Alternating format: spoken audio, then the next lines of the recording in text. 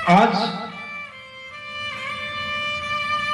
हम श्रीमद् भागवत कथा के प्रथम दिवस में प्रवेश कर रहे हैं। प्रवेश करने से पहले यह जानना बहुत जरूरी है कि भागवत है क्या।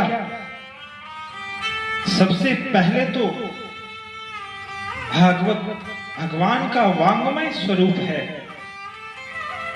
भागवत को केवल पोथी नहीं समझनी चाहिए, केवल ग्रंथ नहीं समझना चाहिए।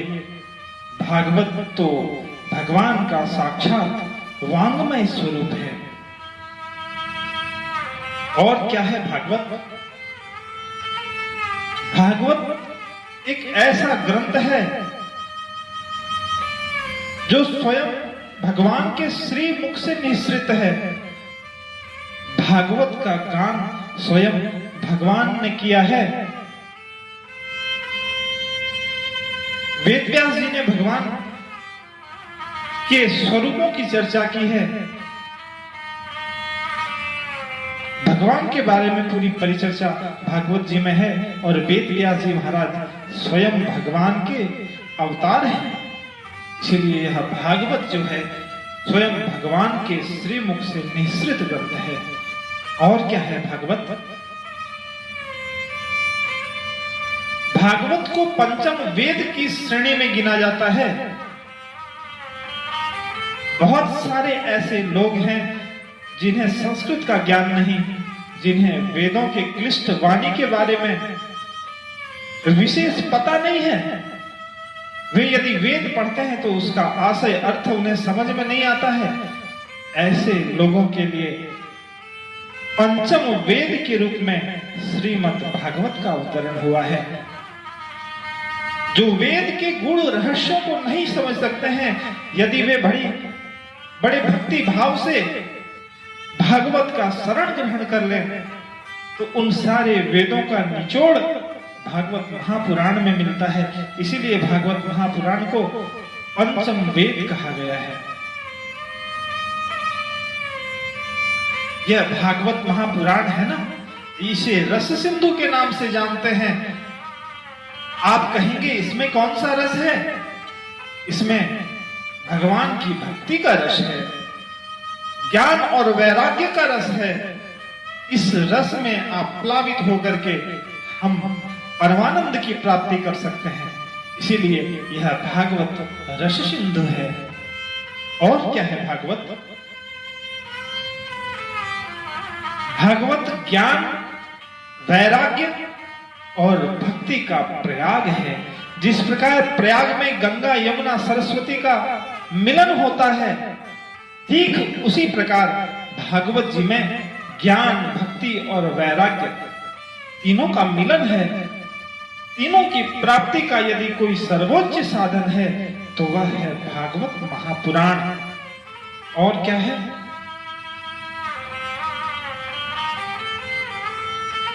जितने भी ग्रंथ विद्यमान हैं, जितने भी पुराण विद्यमान हैं, उन सभी ग्रंथों में, उन सभी पुराणों में सबसे ऊपर स्थान यदि किसी ग्रंथ को है तो वह है श्रीमद् भागवत महापुराण।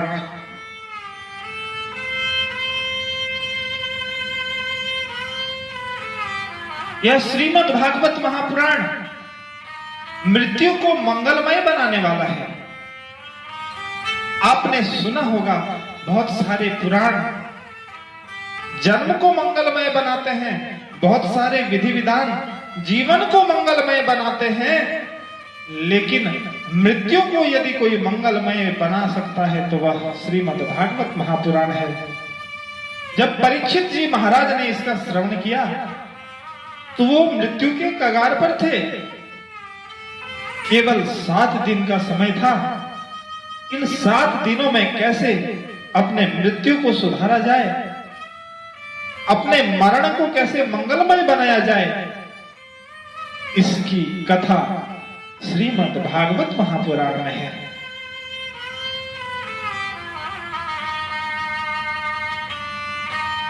आध्यात्मिक रस को वितरित करने वाला यदि कोई सार्वजनिक प्याऊ है, कोई सार्वजनिक प्याला है, तो वह है श्रीमद् भागवत महापुराण। इसमें ज्ञान, भक्ति और वैराग्य का जो रस है, इन रसों का सार्वजनिक तौर पर यदि वितरण किसी कथा के माध्यम से हो रहा है तो वह है भागवत महापुराण की कथा। भागवत महापुराण व्यक्ति को शांति और पूरे समाज को क्रांति देने की कथा है। भगवान ने गीता में कहा कि वास्तव में सुखी होना चाहते हो तो शांति का मार्ग अपनाओ। और यह परम शांति का तत्व हमें कहां से मिलता है? श्रीमद् भागवत महापुराण के अध्ययन, मनन, चिंतन और श्रवण से मिलता है। समाज को क्रांति का मार्ग दिखाने के लिए, समाज को संघर्ष का मार्ग दिखाने के लिए यदि कोई सर्वोत्कृष्ट संसाधन उपलब्ध है तो वह है भागवत महापुराण।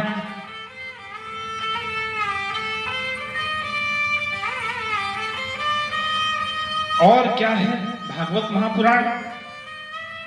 भागवत महापुराण के अध्ययन से, मनन से, चिंतन से परम सत्य की अनुभूति की जा सकती है। हमारे जीवन का लक्ष्य भी तो यही है ना, परम सत्य की अनुभूति करना। तो उस परम सत्य की, परम सत्ता की अनुभूति करना, उससे एकाकार हो जाना, यह यदि कोई संभव करवा पाता है तो वह श्रीमद् भागवत महापुराण।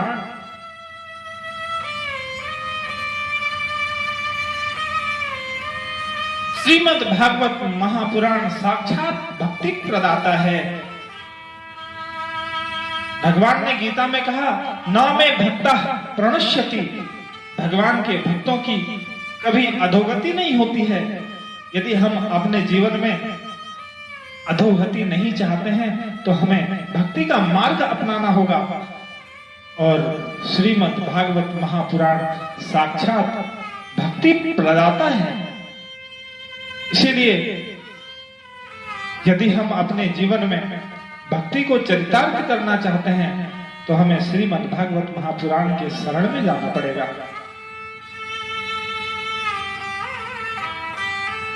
श्रीमद् भागवत महापुराण में कई विषयों के बारे में चर्चा है। उन विषयों में सबसे महत्वपूर्ण विषय यदि कोई मैं मानता हूं तो वह है भगवान के अवतारों की कथा। पूरे भागवत महापुराण में जगह जगह पर भगवान के अवतारों की दिव्य लीलाओं का वर्णन है। यदि हम इस भगवान की लीलाओं का श्रवण अध्ययन करते हैं तो भगवान के चरणों में हमारी अनुरक्ति प्राप्त होती है। नर को नारायण बनाने वाला यदि कोई सदग्रंथ है तो वह है केवल भागवत महापुराण। तो ऐसी महिमा बताई गई है भागवत महापुराण के बारे में। करोड़ों जन्मों का यदि कोई पुण्य उजागर होता है तब जाकर के हमें भागवत महापुराण के श्रवण करने की उपलब्धि होती है। क्या कहा गया कि भाग्योदयेन बहुजन्म समर्जितेन सत्संगमं च लभते पुरुषो यदा वै। सत्संगमं च लभते पुरुषो यदा वै। भाग्योदयेन बहुजन्म, बहुत जन्मों का यदि कोई भाग्योदय होता है तो यह भागवत कथा रूपी संग का संसर्ग प्राप्त होता है।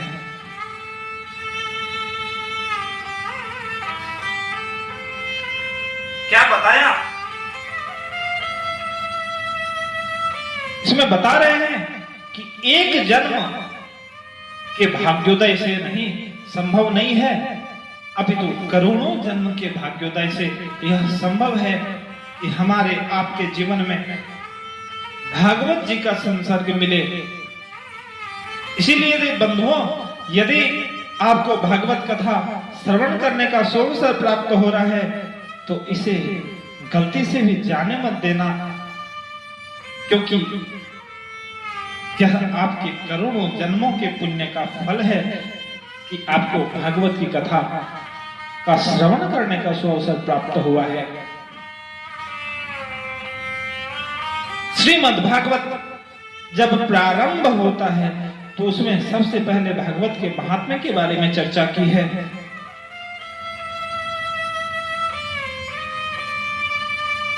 भागवत के महत्व में यह बताया गया कि भागवत को सुनने की विधि क्या है, भागवत का श्रवण करने से कौन कौन लाभान्वित होते हैं और इसकी क्या विशेषताएं हैं, भागवत की कथा का श्रवण हम क्यों करें, इस बारे में यदि कहीं पर चर्चा है तो वह है भागवत महात्म्य की कथा। जब भी हम कोई अच्छा कार्य करने चलते हैं ना तो जीवन में बहुत सारे व्यवधान उत्पन्न होते हैं। ठीक उसी प्रकार जब भागवत की कथा का श्रवण किया जाता है तो सबसे पहले निद्रा देवी आ धमकती है और न जाने कितने व्यवधान सामने आते हैं। घर द्वार के बारे में मन में चिंतन प्रारंभ हो जाता है। संसार के विभिन्न चित्र आंखों के सामने प्रतिबिंबित होने लगते हैं जब हम एक बार ठाकुर जी के चरणों में आने का प्रयास करते हैं। लेकिन यदि धीरज के साथ, धैर्य के साथ हम इस प्रयास में निरंतर लगे रहते हैं तो हमारे भीतर भागवत जी को सुनने की और उसको अपने भीतर हृदयंगम करने की शक्ति आ जाती है। भागवत जी के बारे में वर्णन करते हुए क्या बताया कि सच्चिदानंद रूपाय विश्वोत्पत्त्यादि हेतवे तापत्रय विनाशाय श्री कृष्णाय वयम नमः। भगवान के स्वरूप के बारे में चर्चा करते हैं और क्या बताते हैं कि भगवान सत्य, चित और आनंद स्वरूप हैं। अब इसकी विवेचना करनी आवश्यक है। भगवान के 3 स्वरूप का वर्णन किया गया, सत्य, चित और आनंद। भगवान सत्य स्वरूप हैं और सत्य के बारे में ऐसा वर्णन मिलता है कि वास्तव में सत्य वही है जो भूतकाल में भी सत्य हो, वर्तमान में भी सत्य हो और भविष्य में भी जो सत्य हो। त्रिकाल बाधित सत्य के बारे में यहां बताया गया, जिसका अस्तित्व समय के प्रभाव से प्रभावित नहीं होता हो, वही सत्य है। जो पहले भी विद्यमान थे, वर्तमान में भी विद्यमान हैं और जो कल भी विद्यमान रहने वाले हैं, ऐसे परम सत्य भगवान के स्वरूप के बारे में चर्चा की। चित्त का अर्थ होता है प्रकाश। भगवान स्वयं प्रकाश स्वरूप है। देखिए, घर में कहीं अंधेरा हो ना तो हमें ट्यूबलाइट और बल्ब की आवश्यकता पड़ती है ताकि उस पर प्रकाश अपना प्रभाव दिखाए और वह अंधकार दूर हो। लेकिन भगवान स्वतः प्रकाश स्वरूप है, वहां किसी स्रोत की आवश्यकता नहीं है। सभी स्रोतों के स्वामी अधिष्ठाता भगवान स्वयं हैं। भगवान स्वयं प्रकाश स्वरूप है। और आनंद का अर्थ होता है आत्मा का स्वरूप। आत्मा के बोध का जो स्वरूप है वह आनंद है। देखिए बंधुओं, सुख का विपरीत दुख होता है, धनी का विपरीत निर्धन होता है। ऐसे जितने भी शब्द हैं उनका विपरीत आपको पता है, लेकिन आनंद का कोई विपरीत शब्द नहीं मौजूद है। आनंद तो अपने आप में परिपूर्ण है। भगवान के आनंदमय स्वरूप के बारे में चर्चा की और बताया कि भगवान सत्य, चित्त और आनंद स्वरूप है।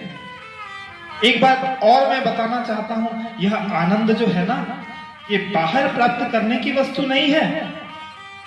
कभी यह मत सोचना कि बड़े बड़े सोफा में सुंदर सुखदाई बेड में आराम करने से सुख नहीं प्राप्त होता है। चकाचक फ्लैट में एसी रूम में बंद हो करके आराम करने से कोई सुख की प्राप्ति नहीं होती है। सुख तो अंतरात्मा के बोध का नाम है। सुख तो अंदर की वस्तु है। सुख कभी हमें बाहर नहीं प्राप्त हो सकता है। और क्या बताया? विश्वोत्पत्त्यादि हेतवे, ये भगवान सच्चिदानंद स्वरूप भगवान संपूर्ण विश्व की उत्पत्ति, उसके उद्भव का कारण है और 3 प्रकार के तापों का नाश करने वाले हैं। तापत्रय विनाशाय श्री कृष्णाय वयं नमः। भगवान के रूप में साक्षात भगवान श्री कृष्ण को नमन किया। 3 प्रकार के तापों का नाश करने वाली है यह दिव्य कथा। 3 प्रकार के तापों का नाश करने वाले हैं साक्षात भगवान श्री कृष्णचंद्र। और ये 3 प्रकार के ताप कौन है? दैहिक दैविक भौतिक तापा, राम राज्य नहीं काहु व्यापा। दैहिक दैविक भौतिक, ये 3 प्रकार के ताप हैं। और जहां राम जी का राज्य है, जहां कृष्ण जी का साम्राज्य है, वहां इन 3 प्रकार के तापों की उपस्थिति नहीं हो सकती। इस संसार में हर कोई दुखी है। कबीरदास जी ने क्या कहा? कोई तन दुखी, कोई मन दुखी, कोई धन बिन रहत उदास, थोड़े थोड़े सब दुखी, और सुखी राम को दास, सुखी राम को दास। कोई तन दुखी, ऐसा देखा गया है। ऐसे कई लोग हैं जिनका वर्षों का टर्नओवर कई हजार करोड़ का है, लेकिन जीवन में चिंताएं भरी हुई हैं। पैसे तो खूब हैं, संपत्ति खूब है, सभी प्रकार की सुख सुविधाओं का संसाधन उपलब्ध है, लेकिन जब खाने की बारी आती है तो कहते हैं कि मैं तो भैया केवल मूंग खाता हूं, सूखे फुलके खाता हूं। बोले ऐसा क्यों करते हो? कहा यदि मैं रोटी चुपड़ करके अच्छी सामग्री खाऊं ना, तो डॉक्टर ने कहा है कि तुम्हारा ब्लड प्रेशर बढ़ जाएगा, इसलिए सावधान रहना।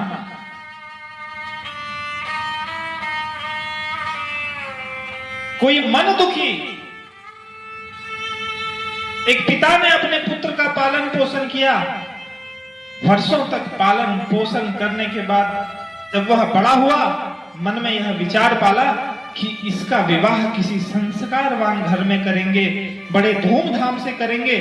अगले ही दिन पता चला कि उसका पुत्र घर की नौकरानी को लेकर के भाग गया, उसके साथ कोर्ट मैरिज कर ली। अब पिताजी परेशान रहते हैं, ब्लड प्रेशर की दवाई खा रहे हैं, तमाम प्रकार की चिंताएं जीवन में आ गई हैं।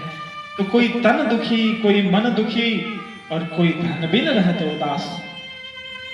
बहुत सारे ऐसे परिवार हैं जो कड़ी मेहनत करके दिन भर में 100-200 रुपए कमाते हैं। आज की इस महंगाई के समय में 100-200 रुपए से कोई अपने बच्चों का पेट भरे कि अपने बीवी का पेट भरे कि अपना ख्याल रखे, आखिरकार क्या कर सकता है? तो ये 3 प्रकार के दुख हैं। कोई तन दुखी, कोई मन दुखी, कोई धन बिन रहते उदास, और थोड़े थोड़े सब दुखी, सुखी राम को दास। वास्तव में इस संसार को दुखालय बोला गया है। यहाँ थोड़े थोड़े सभी दुखी हैं। वास्तव में सुखी यदि कोई है तो वही जो श्री राम जी के चरणों में अपना ध्यान लगाता है, जो श्री कृष्णचंद्र जी के चरणों में अपना ध्यान लगाता है, अपना मन लगाता है, वास्तव में वही सुखी है। तो इस प्रकार दुखों के बारे में बताया, और दुखों से मुक्ति दिलाने वाली कोई साधना है तो वह है भागवत कथा के श्रवण की साधना।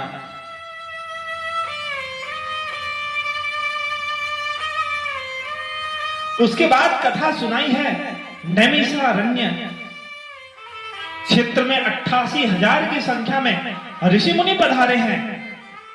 जैसे आप यहां विराजमान है ना भागवत की कथा सुनने के लिए, ठीक उसी प्रकार एक तीर्थ क्षेत्र है नैमिषारण्य कह करके, वहां पर 88,000 साधु संत विराजमान हैं। उद्देश्य क्या है? सत्संग करना। और ऐसे ऐसे ऋषि महात्मा हैं जिनके उम्र में न जाने कितने चतुर्युगी पार हो गए। एक एक साधु का जीवन इतना लंबा है कि जिनके जीवन काल में कई इंद्र परिवर्तित हो गए, इतनी लंबी आयु है। और उन्हीं साधु महात्माओं के बीच में एक सूत जी महाराज भी हैं जो वेद व्यास जी महाराज के परम शिष्य हैं। 20 वर्ष की अत्यल्प आयु है। जब सूत जी महाराज प्रवेश करते हैं तो जितने भी बड़े बड़े आयु वाले साधु संत वहां पर विराज रहे थे, सभी खड़ा होकर सूत जी महाराज का सम्मान करते हैं। सबको खड़ा होकर सम्मान करते हुए देख करके सूत जी महाराज को बड़ा आश्चर्य होता है। ऋषि महात्माओं की ओर से बात आती है, क्या कहते हैं कि धन वृद्धा बल वृद्धा आयु वृद्धा तथैव च ते सर्वेपि ज्ञान वृद्धा किंकरा शिष्य किंकरा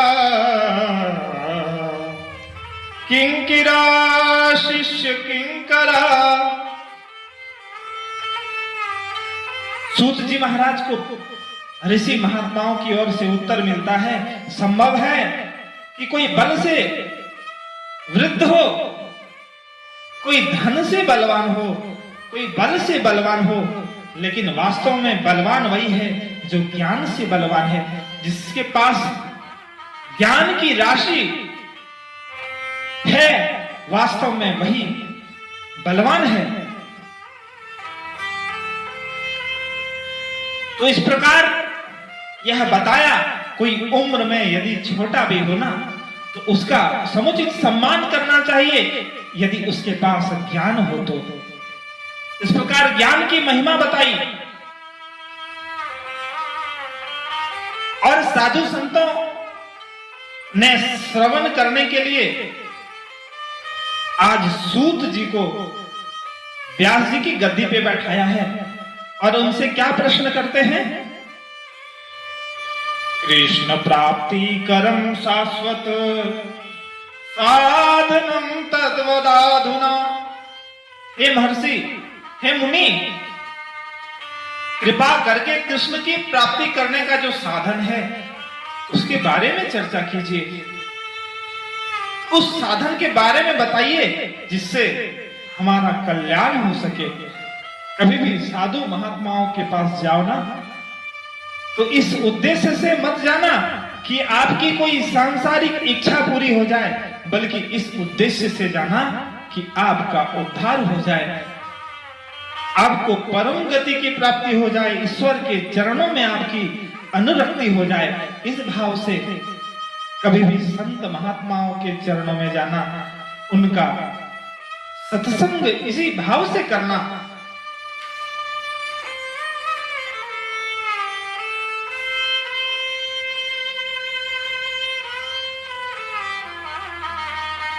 सूत जी महाराज कहते हैं, यह संसार क्षणभंगुर है। व्यक्ति जन्म लेता है, जवानी को सोने में पार कर देता है, और वृद्धावस्था, बुढ़ापा तो पूरी तरह से रोग में ही बर्बाद चला जाता है। इस प्रकार पुनरपि जन्मम पुनरपि मरणम पुनरपि जननी जठरे शयनम, बार बार वह जन्म लेता है, कर्म के चक्कर में फंसता है, भगवान की माया का आश्रय लेता है और बार बार जन्मता मरता रहता है, उसका कभी उद्धार नहीं होता है। काल व्याल मुख ग्रास त्रास निर्नाश हे तवे, त्रास निर्नाश हे तवे। यह काल रूपी सर्प अपना जबड़ा हमेशा फाड़े हुए है। हम इस जबड़े के भीतर में अपने जीवन गति को गतिमान कर रहे हैं। हम तभी तक जीवित रह सकते हैं जब तक यह काल रूपी सर्प अपना जबड़ा फाड़े हुए है। जिस दिन ये इस काल रूपी सर्प का जबड़ा बंद होगा, हमारी जीवन की गति भी समाप्त हो जाएगी। हम उसी क्षण मृत्यु लोक से विदा हो जाएंगे।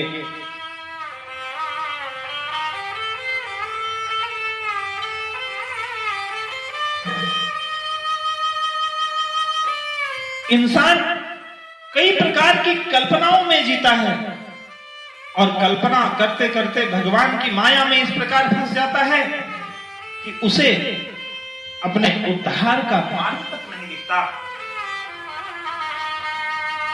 इस प्रकार अपने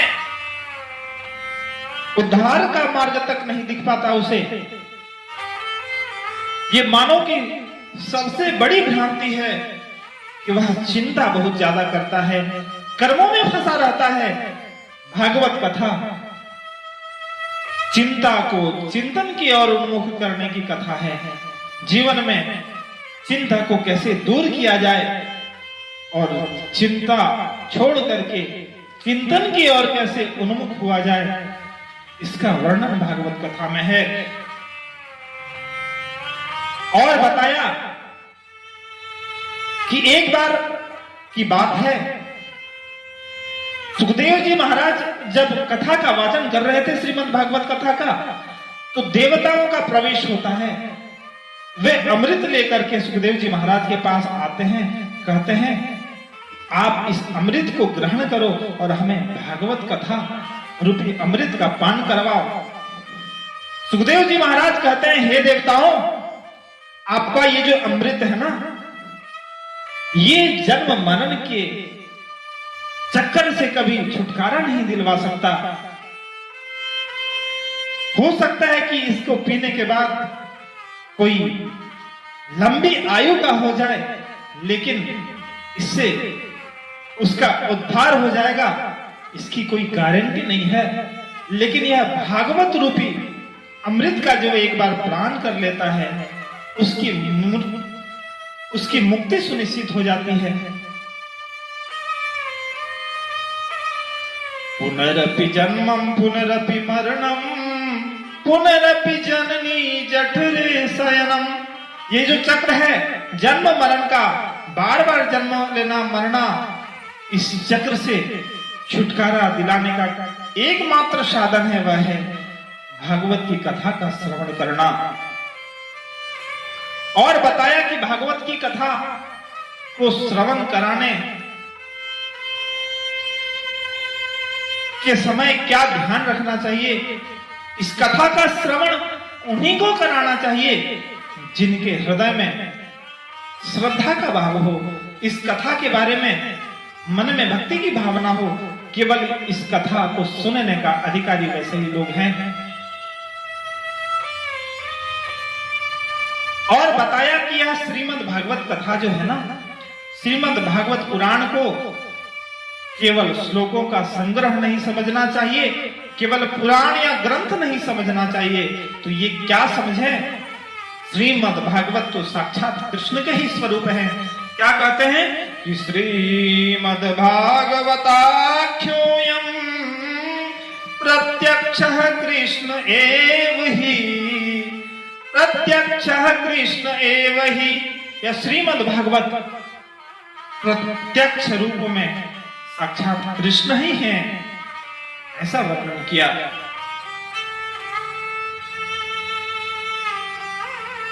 श्रीमद् भागवत कथा कि पहले इन 5 चीजों का ध्यान रखना चाहिए। कथा के लिए समुचित स्थान, भागवत का ध्यान, भागवत का ज्ञान, भागवत का गान, भागवत कथा के लिए समुचित स्थान और अंत में भागवत को ध्यान से सुनने के लिए आपके कान। इन 5 चीजों की आवश्यकता बताई। एक बार नारद जी महाराज समूचे भारतवर्ष का भ्रमण करते हुए बद्रीनाथ आश्रम की ओर जा रहे थे, तो वहां उनकी भेंट सनत कुमारों से होती है। सनत कुमारों से जब भेंट होती है तो सनत कुमार कहते हैं कि कथम ब्रह्मांडिन मुख कुतश्चिंता तुरो भवान त्वरितं गम्यते कुत्र कुतश्चागमनं तव, कुतश्चागमनं तव। कहते हैं नारद जी महाराज, आप इतने चिंतित क्यों दिखाई देते हैं और त्वरितं गम्यते कुत्र, इतने भाग भाग के जल्दी जल्दी कहां जा रहे हैं? जीवन में कोई समस्या क्या है क्या? आपके चेहरे पर चिंता की लकीरें छाई हुई हैं।